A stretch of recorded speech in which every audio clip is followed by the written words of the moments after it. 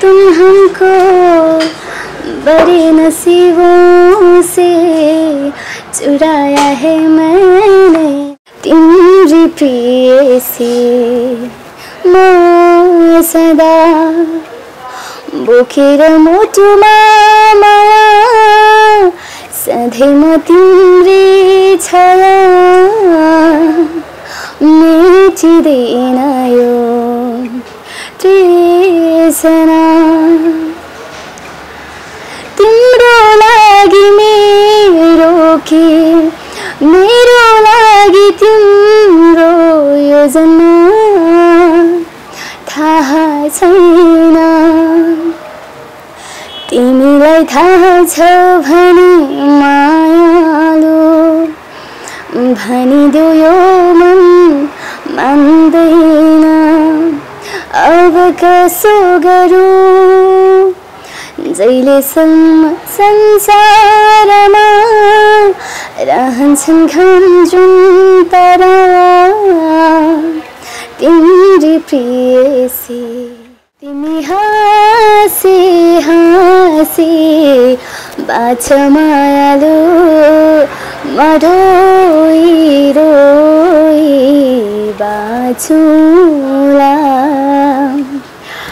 पिरतीमा मैले तिमीलाई धेरै नै रुवाए जिन्दगीका बिसौनीमा धेरै कुराए सक्छौ भने मायालु माफ गर सक्छौ भने मायालु माफ गर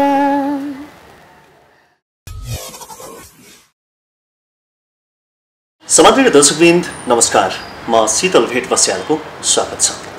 आज हामी एकजना नयाँ प्रतिभा नव प्रतिभा इशानी दनकुटीसँग कुराकानी गर्न गइरहेका छौँ। समादरणीय दर्शकवृन्द नेपालमा विभिन्न ठाउँमा लुकेर रहेका त्यस्ता क्षमताहरू छन् प्रतिभाहरू छन् तर उचित ठाउँ नपाएको कारणले त्यो प्रतिभाहरू प्रस्फुटित हुन पाएको छैन।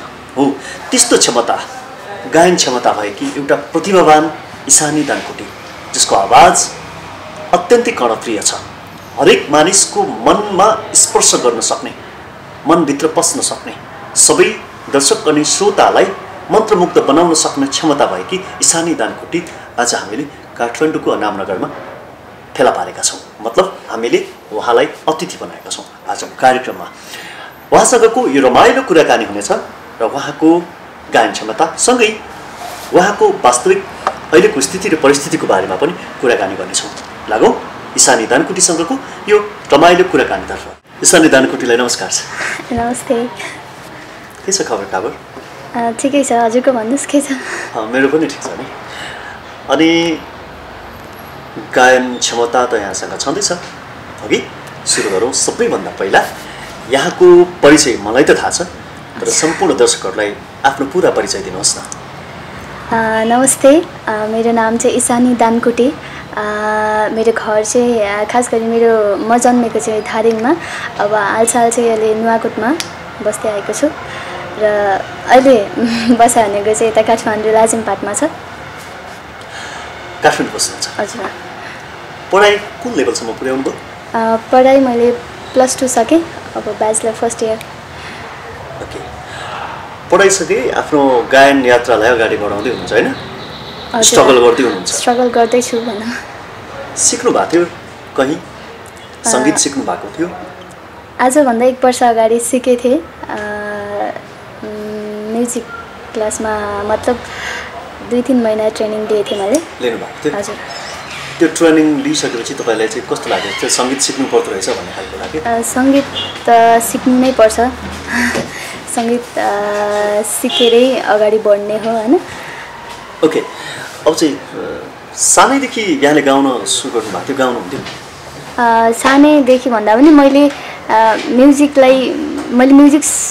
बुझ्न थालेपछि अलि बुझ्ने भएपछि म्युजिकमा इन्ट्रेस्ट लाग्न थाल्यो। म्युजिकहरू सुन्ने, घरतिर बस्दा पनि सुनिरहेको थिएँ। अनि अब स्कुलहरूमा पनि प्रोग्रामहरू भयो भने अलिअलि गुनगुनाउँथेँ। है जे अब जीवनको लक्ष्य चाहिँ एउटा कुशल सफल गायिका भन्ने नै हो अब ड्रिम छ है हजुर एउटा सपना छ तर नेपालमा धेरै यस्तो क्षमताहरू छन् त्यो क्षमता चाहिँ प्रस्फुटित हुन पाएको छैन मतलब त्यो क्षमता भएर पनि क्षमता जाँच्ने चिन्ने त्यस्तो खालको माहौल बनेको छैन त्यसैले पनि त्यस्तो क्षमताहरू चाहिँ भित्रभित्रै दबिएर रहेको हुन्छ इशानीमा पनि त्यो क्षमता छ हामीले यो अन्तर्वार्ताभन्दा अगाडि पनि यहाँको गीतहरू सुन्यौँ होइन तपाईँलाई लाग्दैन कि मसँग यस्तो गायन क्षमता छ तर म अगाडि आउनु पर्ने मान्छे छु होइन अगाडि बढ्नुपर्ने छ भन्ने लाग्छ अब आफूमा भर पर्छ मतलब आफूले स्ट्रगल गर्दै जाने हो हुन्छ नि अब बिस्तारै हुन्छ जस्तो लाग्छ अवश्य हुन्छ जस्तो लाग्छ ओके प्रायः कस्तो प्रकारको गीतहरू गाउनुहुन्छ मलाई चाहिँ मलाई मनपर्ने भनेको चाहिँ पप गीतहरू हो होइन तर मैले गाउँदाखेरि चाहिँ मलाई पहिला लाग्थ्यो कि म पप गीत गाउँछु भन्ने लाग्थ्यो तर जब म क्लास गएँ अनि गुरुहरूको एडभाइस लिएँ होइन त्यसपछि गुरुले मेरो जब भोइस सुन्नुभयो आधुनिक गीतहरू गाउन चाहिँ तिमीलाई राम्रो हुन्छ आधुनिक गीतहरू गाऊ भन्नुहुन्थ्यो अनि मैले फर्स्ट टाइम जाँदाखेरि गुरुको अगाडि मैले अन्शु पन्ताजीको गीत गाएको थिएँ ओके मैले कुरा गर्दैखेरि यति बेला अन्तर्वार्ताको यो सुरुवातमै यहाँलाई मनपर्ने पप गीत भन्नुभयो होइन सुरुवात पप गीतबाट गरौँ न त हुन्छ ओके कुन गीत सुनाउनुहुन्छ पप गीत भन्दा चाहिँ कमल खत्रीको ए ओके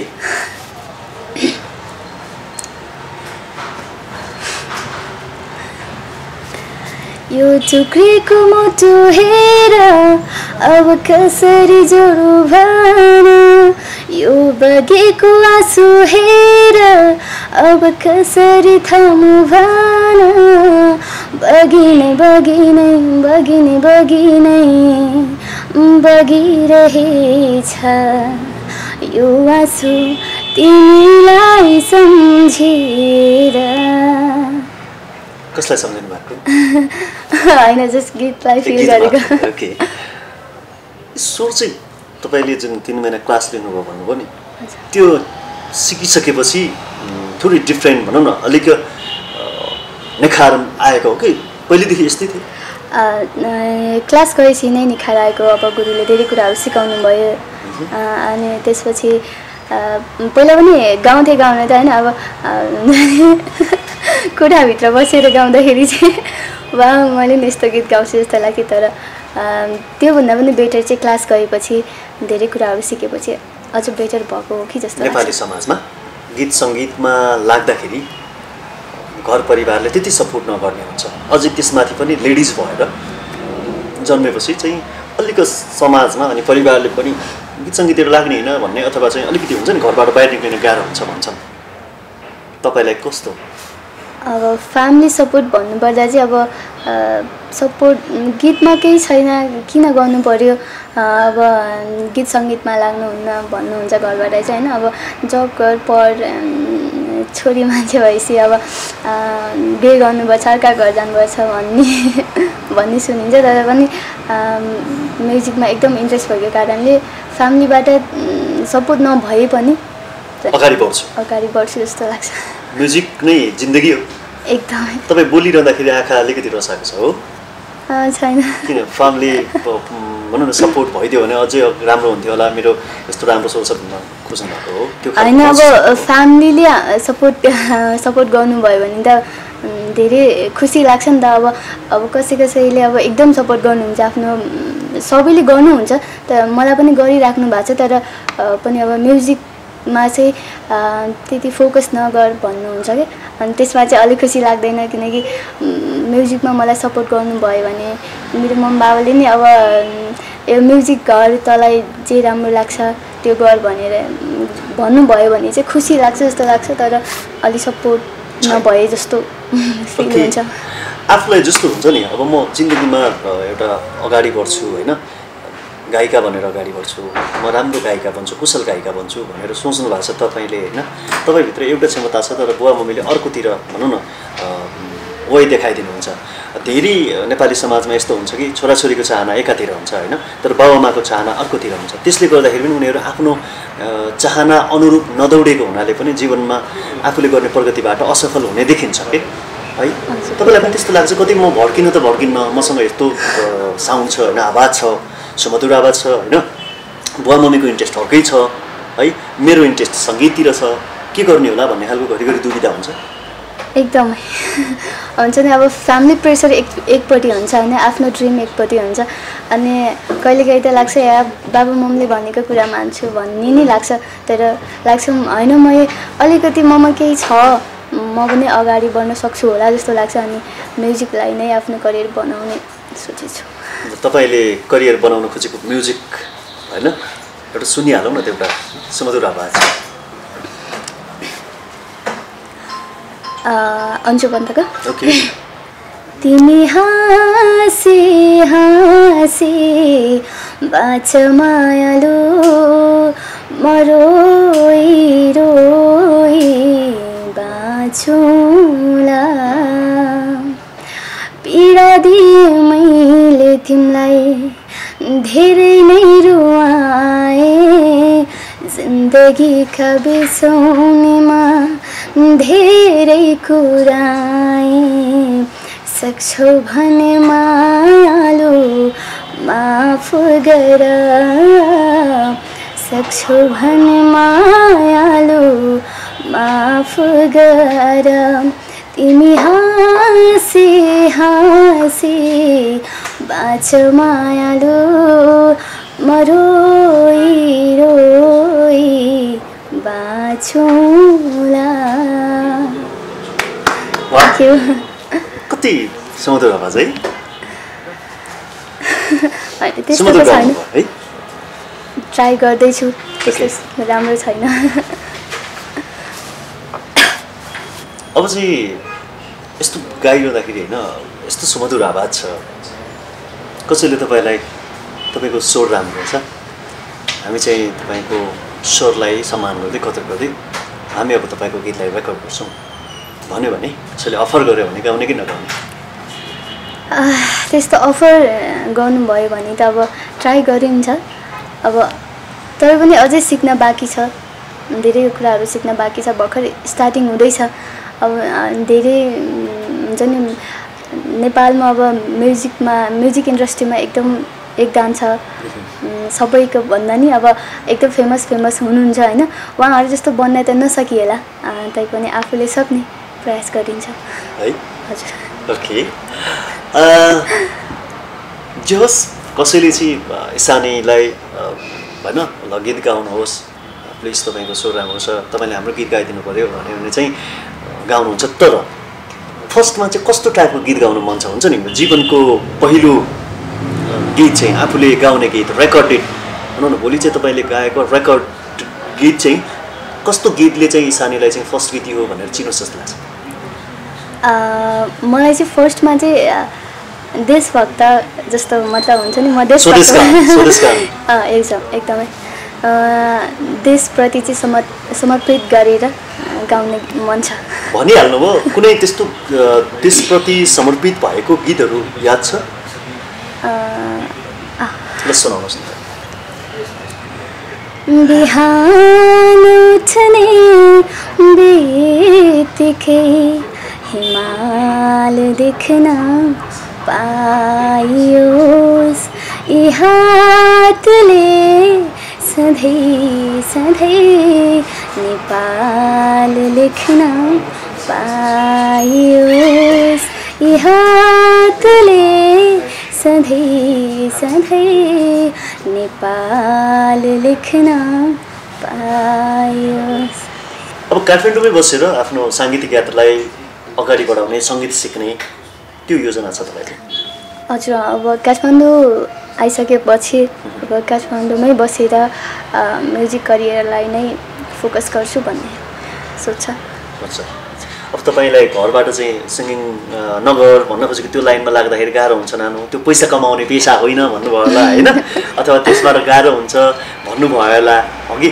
अब भोलि तपाईँ सङ्गीत यात्रातिर लाग्दै हुनुहुन्छ, आशा गर्नुहुन्छ तपाईँलाई भोलि बुवा मम्मीले सपोर्ट गर्नु होला? खै अब सपोर्ट गर्नु भयो हुन्थ्यो भन्ने त मलाई लाग्छ होइन। अब म्युजिकमै केही गरेर मैले पनि गर्न सक्छु भनेर देखाउन चाहिँ मन छ। यति बेला हामी यो माहौलमा छौँ है, तपाईले यो माहौललाई सम्झेर कुनै गीतहरू गाउन सक्नुहुन्छ? माहौललाई सम्झेर यो हाम्रो अहिलेको परिवेश छ नि त, कुनै त्यस्तो गीत टक्क याद आउँछ कसैले गाउनु भएको? तेरे जाने का गम और न आने का गम, फिर जमाने का गम क्या करे, राह देखी नजर रात भर जाग कर, पर तेरी तो खबर ना मिले, बहुत आई गई यादें मगर इस बार तुम ही आना, तुम आओगे मुझे मिलने, खबर भी तुम ही लाना। वाह, थ्याङ्क यू। यहाँ के तपाईलाई एकदम मन पर्छ? एकदम है, मेरो आइडल हुनुहुन्छ उहाँ। वाह, एकदम गाउनुहुन्छ। उहाँले गाउनु भएको गीतहरू प्राय गुनगुनाउनुहुन्छ तपाईँ? प्राय उहाँको गीतहरू सुनिराखेको हुन्छ। सुनिराख्नुहुन्छ? कुन गीत चाहिँ बढी सुन्नुहुन्छ? मैले फर्स्ट टाइम उहाँको गीत सुनेको भने चाहिँ मिले हो तुम हमको, मैले फर्स्ट टाइममै सुनेको उहाँको यही गीत हो। त्यही गीत सुनाउनुहोस् न अलिकति। मिले हो तुम हमको बड़े नसीबों से, चुराया है मैंने किस्मत की लकीरों से। वाह, यो चाहिँ नेहा केकरको गीतहरू भनौँ न बढी सुन्नुमा चाहिँ तपाईँले के चाहिँ नेहा केकरको गीत उहाँले राम्रो गाउनुहुन्छ, कुन चाहिँ कारणले चाहिँ तपाईँले उहाँको गीतलाई अझै बढी मन पराउनुहुन्छ अरू सिङ्गरभन्दा? उहाँलाई चाहिँ उहाँको चाहिँ स्ट्रगल, मलाई फर्स्ट टाइम उहाँको स्ट्रगल एकदमै मन पऱ्यो होइन। हुन्छ नि उहाँको ब्याकग्राउन्डमा के छ कस्तो छ भन्ने कुराहरू म खोजिराखेको हुन्छु। मतलब हुन्छ नि उहाँ कसरी आउनुभयो, म्युजिक लाइनमा कसरी आउनुभयो, उहाँको फ्यामिलीले कस्तो सपोर्ट गर्नुहुन्थ्यो भन्ने कुराहरू एकदम इन्ट्रेस्ट लाग्छ, खोजिराखेको हुन्छु। सो उहाँको स्ट्रगलकै कारणले नै म उहाँबाट प्रभावित भएको भएर एकदम मनपर्छ। ओके, अब चाहिँ हामी एकदम अन्तिममा छौँ है। अब चाहिँ सम्पूर्ण दर्शक श्रोता शुभचिन्तकहरू जसले यति बेला हामीलाई हेरिरहनु भएको छ उहाँहरूको लागि एउटा गीत गाउँ।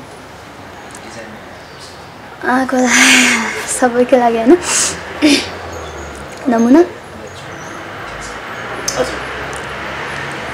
नमुना बनाइदियो पागल प्रेमीको, जुन बाटोमा माया लायो त्यही बाटो नै भुलिदियो, जीवनको पहिलो यो मेरो मायालाई हृदयमा कसरी अटाइनु, मेरो माया तिम्रो मायासँगै, मेरो प्रीत तिम्रो प्रीतसँगै। Thank you. वाह, यस्तो सुमधुर आवाजहरू सुनाउनु यति बेलासम्म कुराकानी गर्नु गीत यहाँलाई हाम्रो यो कुराकानी कस्तो लाग्यो? फर्स्ट अफ अल त थ्याङ्क यू सो मच मलाई यहाँ बोलाइदिनु भयो। So thank you so much. अनि हाम्रो क्यामेराम्यान दाइलाई पनि धेरै धेरै धन्यवाद।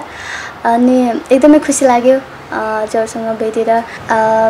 मसँग भएको क्षमतालाई चाहिँ हजुरहरूले हुन्छ नि दर्शक सामु ल्याउनको लागि चाहिँ सहयोग गर्नुभयो, त्यसको लागि धन्यवाद। हाम्रो निम्तालाई स्वीकार गर्नुभयो, यो सुमधुर आवाजहरू सुनाउनु भयो, यो समय उपलब्ध गराउनु भयो, त्यसको लागि धेरै धेरै धन्यवाद छ यहाँलाई। मैले धन्यवाद भन्नुपर्छ हजुरहरूलाई होइन, हजुरहरूलाई धेरै धेरै धन्यवाद। यहाँ आएर धेरै खुसी लाग्यो। समाजका दर्शकवृन्द, यहाँले आज इशानी दानकुटीसँगको यो रमाइलो कुराकानी र उहाँको सुमधुर आवाज सुन्नुभयो। यस्तो क्षमता, यस्तो प्रतिभा जसले सबैको मनभित्र राज गर्न सक्छ, जसको आवाजले त्यस्तो प्रतिभा र क्षमतालाई हामी सबैले कदर गरौँ र यस्तो आवाजलाई अगाडि बढ्नको लागि सबैले मद्दत गरौँ भन्दै आजको यो बसाइबाट म शीतल भेट बस्याल बिदा हुन्छु। lightnepal.com हेर्दै गर्नुहोला। नमस्कार।